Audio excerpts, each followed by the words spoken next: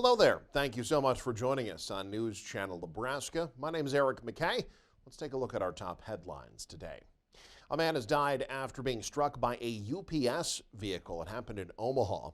Police say the incident occurred at 32nd and Sorensen Parkway last night.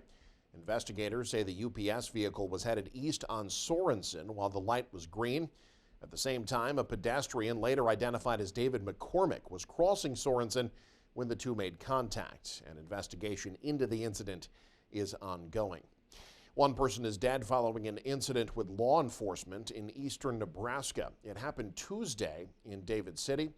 Officials with the Nebraska State Patrol tell us deputies with the Butler County Sheriff's Office responded to a call of a person with a gun suffering a mental health crisis.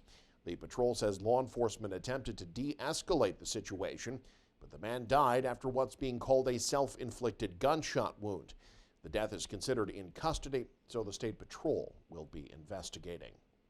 A deadly metro shooting, meanwhile, finds the Omaha Police Union raising plenty of concern. The case surrounds a 16-year-old who's been charged with first-degree murder. Joe Jordan has more. A recent daylight shooting at this Midtown Omaha gas station left one person dead, 2 wounded, and 16-year-old Delvin Amaya charged as an adult with first-degree murder. His father, 46-year-old Mario Amayo Castillo, charged with accessory to murder and tampering with evidence. The police union using the crime to sound off on Twitter, blaming a failing system, while all but convicting the 16-year-old, noting another vicious murder by a teenager. The Omaha Police Department, along with the chief, also concerned about teen crimes. It's an issue right now in the city of Omaha. The recidivism numbers for juvenile crime speak for themselves as far as property crime and violent crime. That's basically our intervention over and over and over again with the same individuals. And while the Casey murder case grabs headlines, police are quick to note recent numbers that, in their view, finds Omaha getting a lot safer. Homicides down 11%, rapes down 9%, robberies down 31%, aggravated assaults down 9%. In Omaha, Joe Jordan, News Channel, Nebraska. A former York Public Schools employee is in jail after being accused of inappropriately touching a student. The York County Sheriff's Office alerted to the alleged sexual assault this week. A school employee contacted deputies after a student alleged they'd been touched inappropriately. Hours later, Scott Velasquez Lopez was taken into custody on suspicion of 2 counts of third-degree sexual assault. Now, the sheriff's office says the incident did not happen on school property or at a school activity. In the unicameral, the fight for a summer child nutrition program is continuing. Governor Jim Pillen has opted out of the Summer Electronic Benefits Transfer Program, which could have supported about 150,000 Nebraska kids this summer. Pillen's reasoning has been that other USDA programs already go far enough, but some state senators disagree, and they say the fight isn't over yet. Senator Jen Day has introduced a bill that would require the Department of Health and Human Services to implement the program. Other lawmakers say they support the measure, adding it would help kids who they say fall through the cracks of the current USDA program. Where does those programs not happen? District 24. Seward, York, Goner, Henderson, Polk, Osceola. We don't have those. Our schools aren't open in the summer to have kids. Lawmakers say the program would cost around $300,000 to administer. Day's bill is scheduled for a committee hearing next month. Now, despite a clear-cut difference on a major policy issue, Nebraska Democrats are moving ever closer to backing someone other than a Democrat in the Senate race against Deb Fischer. Joe Jordan has our report that finds assault weapons in the political bullseye. As News Channel Nebraska first reported several months ago, the Nebraska Democratic Party is considering an highly unusual political move. I'm Joe Jordan reporting for News Channel Nebraska in Omaha. The Democratic Party, instead of getting behind its own Democratic candidate against Republican Senator Deb Fischer, well, the Democratic Party is considering hooking up with independent candidate Dan Osborne. The person I'm running against promised 2 term limits when she first started out in the Senate, and now she is running for her 3rd. Not that anybody's keeping track. Fisher, who was not immediately available for comment, has won 2 landslide elections, both against Democrats, including former Governor and Senator Bob Kerrey. You can't send the political party bosses, the same old crowd, the usual suspects, the predictable and failed folks to fix what they broke. Now we have word from Jane Klebb, the head of the Nebraska Democratic Party, that this tag team approach with Dan Osborne is highly likely. Klebb telling me that she's, quote, pretty sure the party will endorse Osborne in March. An endorsement likely to come with some bumps in the road. Take, for instance, endless school shootings. I think we need to focus on the root cause, which is mental health. How much of these crimes could have been prevented if they had better access to mental health, people to talk to within their schools, and training for teachers, educators to be able to pick out, the problem signs and students and be able to get in there and help them before it's too late. Would you support an assault weapons ban? No, I don't believe right now I would support an assault rifle ban. But the Nebraska Democratic Party's platform supports the American Academy of Pediatrics proposals to enact a strong, effective assault weapons ban. The 48-year-old Osborne, who says he gained national attention 2 years ago as a labor leader heading up a successful strike at Kellogg's in Omaha, saving 500 middle-class jobs, he'll need 4,000 ballot signatures by next September in order to make the ballot as an independent. In Omaha, Joe Jordan, News Channel, Nebraska. An Omaha chemical manufacturing company facing federal reprimands after a fire at its facility in 2022. The Environmental Protection Agency announced this week that it's fined Knox over $37,000 and ordered the company to install a new $244,000 fire suppression system. This after a fire in 2022 that federal officials say released more than 650,000 pounds of chemicals. The EPA's investigation found Knox didn't tell local authorities about the hazardous materials sorted on site, failed to identify the hazards that could result from those substances, and failed to minimize the consequences of the fire. It took 3 months to clean up the damage left by the fire.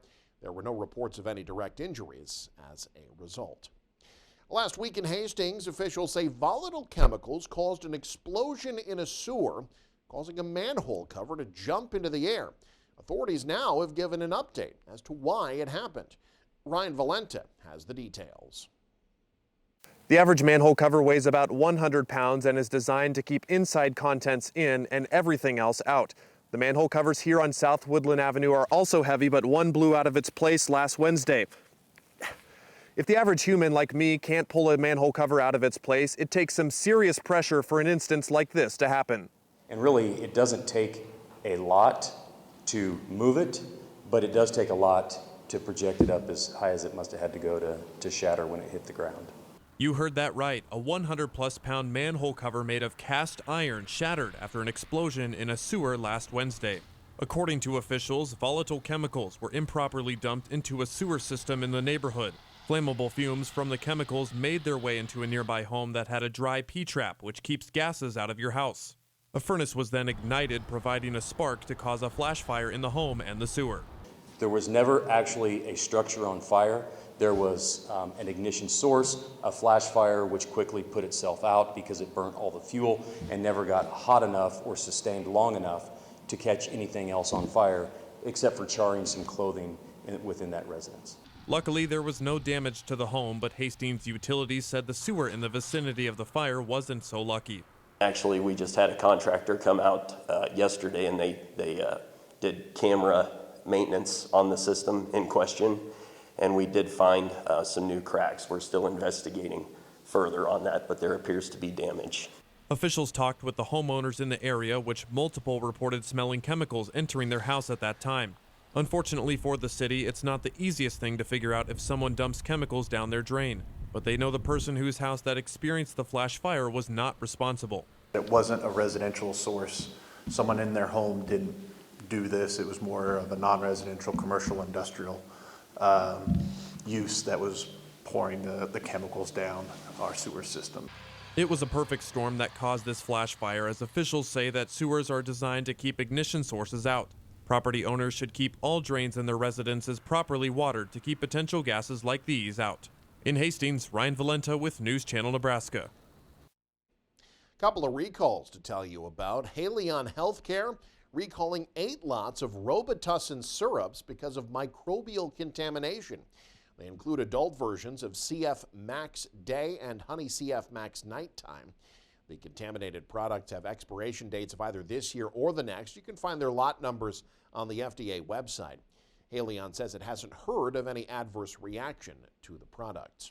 Meanwhile, Ford recalling nearly 2 million Explorer SUVs over an issue with a piece of the trim near the windshield.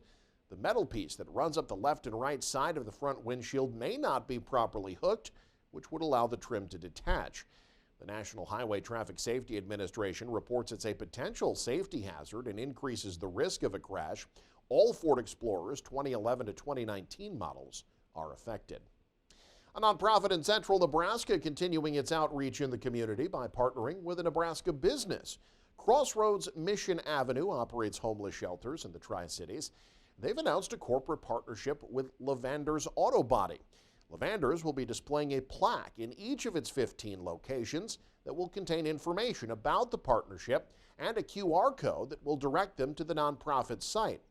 Lavander officials say the partnership will benefit the community. I don't believe that you can have a healthy business without healthy communities, and the homeless problem is across Nebraska, and so by supporting this we can make healthy communities, which make for good business and a good place to live and work. When you consider the impact that somewhere around 1,300 people called Crossroads home in 2023, that's really the exposure that we want to bring to the communities. Number one, to be able to realize that there is a problem of homelessness here in central Nebraska. Crossroads offers services to homeless people, including short-term stay, transitional living, and long-term housing in Hastings, Grand Island, and Kearney. The nonprofit also has thrift stores in those 3 cities. In addition to Broken Bow, Holdridge, and Lexington, they're also working on starting up a shelter in Lexington. Well, one of the most prominent voices in volleyball in Nebraska says he believes the new Pro Volleyball Federation is making the right moves to stick around for the long term. John Baylor was the play-by-play announcer on News Channel Nebraska for Wednesday's Pro Volleyball Federation debut, featuring the Omaha Supernovas and Atlanta Vibe. In an interview with ESPN Tri-Cities before the match, Baylor complimented the league's leaders and the Supernovas franchise. I applaud the investors. I applaud this vision. The timing seems to be perfect. I mean, you just see increasing interest in this sport from the youth levels now all the way through the pro level. Wednesday was a good start for the league. The inaugural match drew more than 11,000 fans in person and was broadcast on TV, YouTube, and the radio. The attendance, a pro volleyball record in the U.S. The Dream beat the Supernovas in 5 sets. The next match for Omaha is this Saturday, February 3rd at home. And finally, the winter storms experienced in January made travel hazardous and daily life come to a complete halt for some. Luke Stera has more from a call center in northeast Nebraska that weathered the storm for the sake of its community. As many places in Nebraska felt the impact of the winter weather in January, the northeast part of the state took the brunt of the conditions, with some areas receiving almost 2 feet of snow in just a week period, followed by sub-zero temperatures. Many drivers on roads were stranded due to snowdrifts piling on county and highway roads. For some residents in Knox County, that was the time to take action. According to a Facebook post, 2 workers at the Knox County 911 Center and Jail stayed there 4 straight days and nights. In addition to fielding calls for the county, the 2 took care of prisoners in the jail and directed EMS, fire, and the Department of Roads.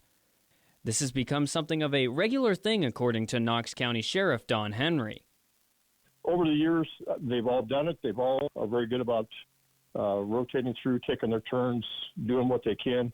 And I, of course, appreciate it very much, as do everybody in Knox County. Poor road conditions, winter storms, and other hazards don't prevent the staff from watching the center, and Henry says their dedication is what keeps Knox County safe.